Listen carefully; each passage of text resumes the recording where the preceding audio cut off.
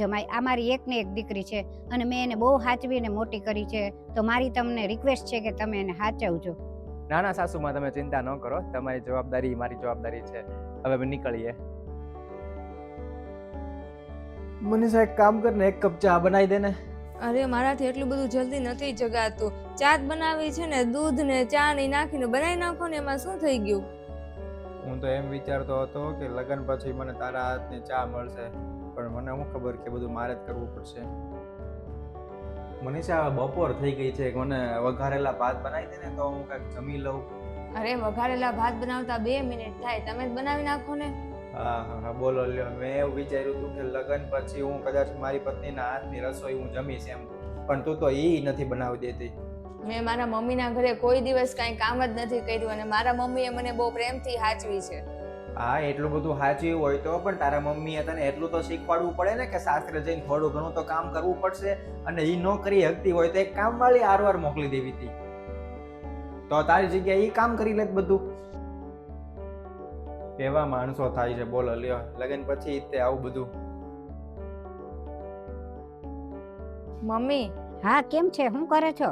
આ તો મને પહેલા દિવસથી જ સંભળાવા લાગ્યા કે તારા મમ્મીને કેવું હતું ને કે કામવાળી મોકલે. તારે બીવાની કાંઈ જરૂર નથી અને કોઈના દબાવમાં રહેવાની જરૂર નથી.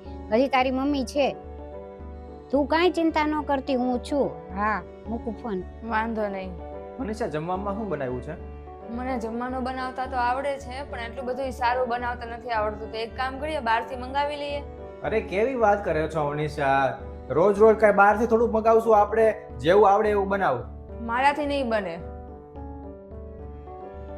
તને જમવાનું બનાવતા નહોતું આવડતું, કાંઈ કામ નહોતું કરવું, તારે મને પહેલા કેવું જોવે ને, લગ્નની પહેલા. હા, તો મારા મમ્મીએ કીધું તું કે બહુ સાચવીને મોટી કરી છે.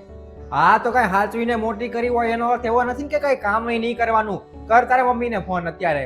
મમ્મી આ રોજ મને હેરાન કરે છે અને રોજ છે ને કામ વિશે એકલા સંભળાવ્યા જ રાખે છે. તમે જ વાત કરો એની સાથે. હલો. હજી તો 2 દિવસ નથી થયા ત્યાં આવીને, અને હજી તો તમે અત્યારથી જ હેરાન કરવા માંડ્યા. જમાઈ, આવું થોડું હોય? હું આવું છું હમણાં. ક્યાં ગઈ મનીષા? શું થયું બોલ? હું કહું છું હું થયું નહીં.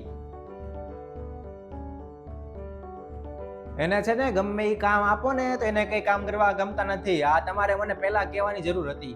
એવું તો હાલ્યા જ કરે, અને લગ્ન પછી થોડુંક તો એડજસ્ટ કરવું જ પડે. તમારે સમજવું જોઈએ.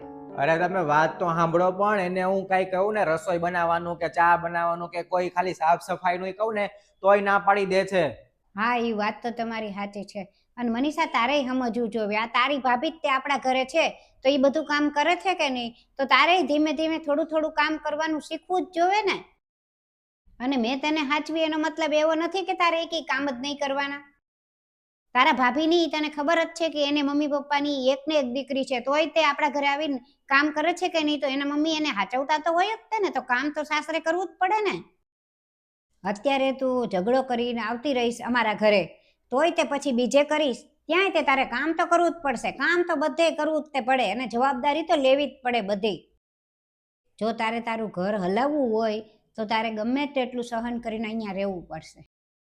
અને જો જમાઈ, મેં મારી છોકરીને બહુ નથી શીખવાડ્યું, એટલે ધીમે ધીમે એ શીખી જશે. તમે ચિંતા ન કરતા, હું એને લઈને નથી જતી, અહીંયા જ રહેવા દઉં છું. એવું લાગે તો તમે મને ફોન કરજો.